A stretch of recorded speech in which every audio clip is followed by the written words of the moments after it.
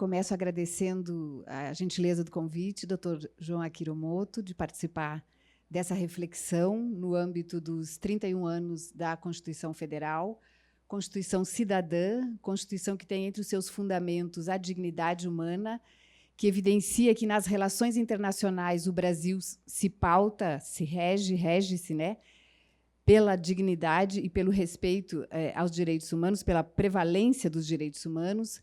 Constituição que deixa claro que ninguém será submetido a tratamento desumano, degradante e nem à tortura. Falar sobre a construção democrática e a sociedade do medo na Escola Superior do Ministério Público da União me traz uma atribuição ainda mais, digamos assim, específica ou rica, talvez, por ser aqui o espaço de formação dos procuradores que vão trabalhar toda essa questão que a Constituição estabelece e deixa claro em demandas envolvendo a sociedade o tempo todo, né? Então, essa questão do Ministério Público ter essa responsabilidade de defender a ordem democrática, combater, por exemplo, a tortura e fazer o controle externo da atividade policial, sem dúvida nenhuma, amarra a lógica dessa reflexão da construção democrática e sociedade do medo, da perspectiva que eu me propus a falar nesses 15 minutos. O meu recorte é muito específico, eu acho que ninguém tem dúvida quando a gente fala em construção democrática e sociedade do medo no Brasil de 2019, é inevitável, e a minha perspectiva, o professor Kabengele, antropólogo, fez uma linda fala colocando o homem no centro da narrativa. Eu sou cientista política, então eu trabalho muito as relações de poder. Ninguém tem dúvida, quando a gente fala desse tema no Brasil de 2019, que a nossa democracia está num momento extremamente delicado. Eu tenho certeza que, desde o fim da ditadura, desde a redemocratização, nós não vivemos um período tão difícil como esse que nós estamos enfrentando há um pouco mais de um ano. Então, a minha reflexão vai ser um pouco trabalhar isso da perspectiva do que a gente não fez ou do que a gente não lidou da maneira insatisfatória que o Estado brasileiro, as instituições e a sociedade lidaram com a questão das graves violações de direitos humanos ocorridas durante a ditadura militar. Naturalmente, todo mundo, eu acho, aqui sabe, a violência é constitutiva da história do Brasil, ela não começa na ditadura, nem é recente, quer dizer, é um país perpassado pela violência desde a descoberta, né, desde a colonização, desde a chegada dos portugueses e o massacre, o genocídio contra os povos originários, os povos indígenas, depois a tragédia da escravidão, que é uma história de barbárie e violência, e a mais recente, digamos assim, o conjunto mais recente de um período de violência mais, digamos, concentrada e aguda, a última ditadura militar, 64 a 85. Também não é, digamos assim, um privilégio, entre aspas, uma exclusividade do Brasil lidar com legados de violência, ter uma história perpassada por violência. Embora a nossa, como eu chamei a atenção, ela tem essa carga muito forte. Desde, pelo menos, o final da Segunda Guerra Mundial, por causa dos milhões de vítimas da Segunda Guerra Mundial e dos milhares de violadores, portanto, nenhum sistema jurídico era capaz de lidar com esse volume, não havia capacidade legal para lidar com essa quantidade de crimes, os Estados começaram a estabelecer mecanismos para se lidar com esses legados de graves violações. Eu não vou entrar em detalhes aqui, depois, se alguém tiver interesse, a gente pode explorar no debate, mas tem-se claro hoje, na normativa internacional, que os Estados eles têm deveres perante as próprias sociedades e perante a comunidade internacional. Isso também não é exclusividade do Brasil. Isso vale para, por exemplo, as ditaduras latino-americanas, sem dúvida, quando voltam para a democracia, mas vale para os países do leste europeu, ao término do período da União Soviética, com a queda do Muro de Berlim, por exemplo. Vale para a África do Sul, mencionada pelo professor, depois do apartheid. Quer dizer, os Estados têm de lidar com legados de graves violações de direitos humanos por uma razão muito simples. Se não lidar, é impossível reconstruir a democracia, como no caso de países em que já havia uma democracia incipiente, como o Brasil, ou estabelecer uma democracia. Então, quando a gente olha para períodos de graves violações e períodos de ruptura, a preocupação não é uma escavação arqueológica ou algo do gênero. Em alguma medida pode até ser, mas isso não se justifica, não é um fim em si mesmo. É uma preocupação em se construir uma democracia. Na ementa do programa que a Carla leu e que todo mundo teve acesso, há esse aspecto de que existem muitas democracias e muitas definições de democracia. Século XXI, para mim, é inconcebível pensar a democracia sem um regime que respeita e promove direitos humanos. São conceitos muito imbricados. Está muito claro que um não existe sem o outro. Naturalmente, como o professor mencionou, pode haver uma definição minimalista de democracia, autores, por exemplo, como Schumpeter, que trabalham isso, mas aí é pensar a democracia um homem e um voto, quer dizer, apenas o exercício de colocar o voto na urna ou digitar o voto na urna eletrônica. Não é disso que a gente está falando. A gente está falando exatamente dessa sofisticação que é conviver em sociedade e dar conta de todas as demandas de diferentes aspectos, encontrar a melhor solução que atenda à diversidade da sociedade. Então, em relação ao Brasil, a ditadura militar está no centro do debate. Ela foi colocada no centro do debate pelos atores que hoje ocupam o poder, já desde a campanha eleitoral. Eu ouso dizer, eu acho que desde o fim da ditadura, nunca a ditadura esteve tão presente no debate político como hoje. E é muito curioso porque o Estado brasileiro, com esse dever que ele tem de lidar com esse legado, ele começa a lidar com esse legado de uma maneira muito peculiar, que é com a aprovação da lei da anistia. Isso é uma característica muito brasileira, não existe em outros países, eu não vou detalhar agora, mas depois eu posso explorar um pouco. É uma ideia de esquecimento, sobretudo de silenciamento, vai muito além do esquecimento. Então, é a ideia de que aquelas 15 mil prisões que aconteceram nos primeiros meses após o golpe, aqueles navios convertidos em prisões para dar conta de todas essas pessoas, as torturas, os sequestros, os desaparecimentos forçados e os assassinatos não teriam acontecido. A ideia da Lei 6.683, em 79, é colocar uma pedra sobre o assunto e silenciar a temática. Naturalmente, isso não é possível em lugar nenhum, pode haver um esforço de uma ditadura, mas quando há algum tipo de distensão num país, isso emerge e emergiu com o fim da ditadura, e o Estado brasileiro, então, começou a lidar com esse legado, tentando, de alguma maneira, cumprir com esse dever, de uma forma, em alguma medida, equivocada, mas eu também não vou entrar aqui, fez avanços importantes, embora tenha cometido alguns deslizes assim que certamente nos ajudaram a chegar nesse momento complicado que a gente vive. Mas estabeleceu uma legislação, a primeira legislação no governo Fernando Henrique, em 95, para lidar com a mais grave violação desse período, que são os casos de desaparecimento forçado e assassinatos.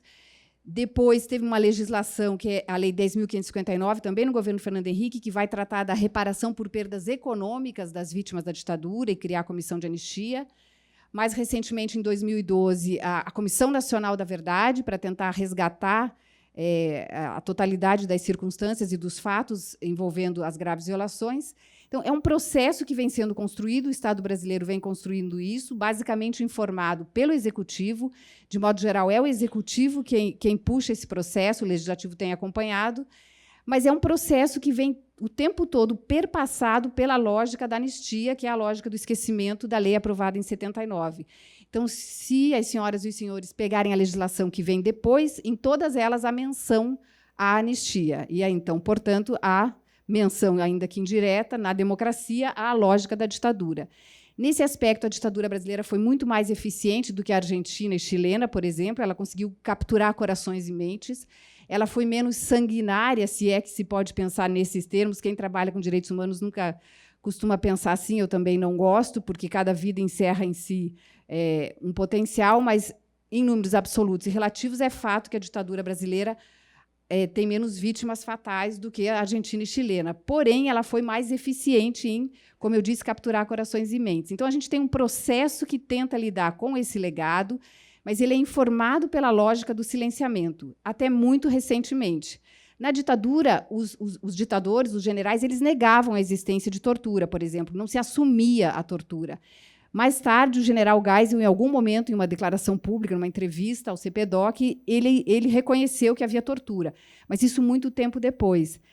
Então, porque a lógica era esquecer, pacificar a família brasileira, silenciar. Isso explode na última campanha eleitoral. Essa lógica do esquecimento e do silenciamento desaparece. E é muito curioso que ela desaparece a partir de um movimento e de uma postura de alguém que é completamente identificado com o lado pior, se é que existe o lado pior, numa ditadura, que é o presidente da República, a pessoa que ocupa hoje a presidência da República. É muito curioso um ex-militar que faz apologia à ditadura militar implodir com essa lógica do silenciamento. Então, a gente vive um momento muito ímpar. Isso, obviamente, não muda em nada a responsabilidade do Estado brasileiro em lidar com esse legado de graves violações.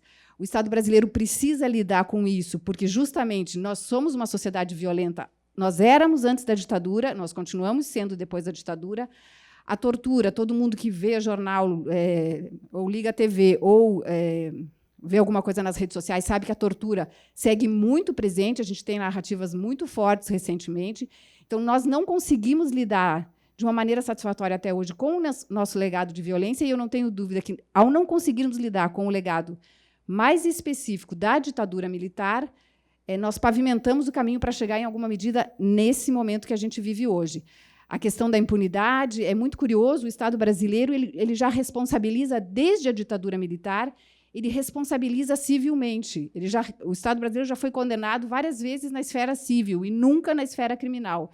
Então, na minha pesquisa de doutorado, por exemplo, eu localizei um caso na década de 70 de um médico que ficou cego sob tortura, e, desde então, ele recebe reparação por esse crime do Estado brasileiro, mas não aparece o agente não é responsabilizado, não é processado. Então, é muito curiosa. A nossa lógica é uma lógica ainda mais perversa.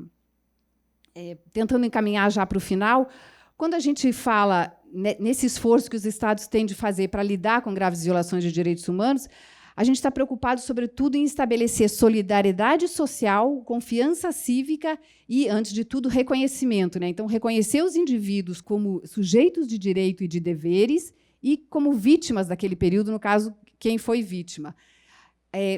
O fato, como eu chamei a atenção, da gente viver num momento em que a lógica do esquecimento e do silenciamento foi rompida, certamente não de maneira deliberada, nos termos que eu estou conduzindo essa reflexão, que, obviamente, eu não imagino que o presidente da República tenha feito algum tipo de reflexão nesse sentido, não tenha nem consciência, provavelmente, que ele tenha implodido essa lógica. É muito agressivo, a gente percebe isso o tempo todo, é muito violento, é muito difícil, mas, por outro lado, me parece que pode vir a iluminar, de uma maneira distinta, os crimes do período.